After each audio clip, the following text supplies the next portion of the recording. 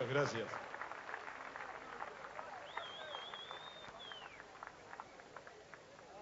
Muchas gracias, queridas amigas y amigos. Estamos esta noche nuevamente aquí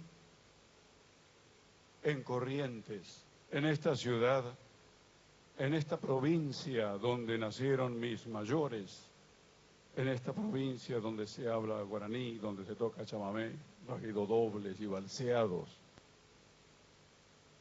En esta noche donde estamos tratando de mostrar los nuevos temas que, andando por el mundo, yo compongo pensando en mi tierra, pensando en cada uno de ustedes que son mi sostén cuando estoy en otros países, en otros continentes. Ustedes son mi sostén.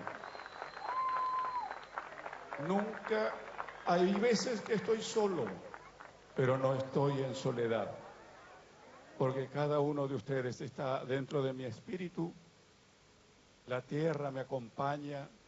Por eso es que esta noche, junto a mis dos compañeros, Nardo González en la guitarra,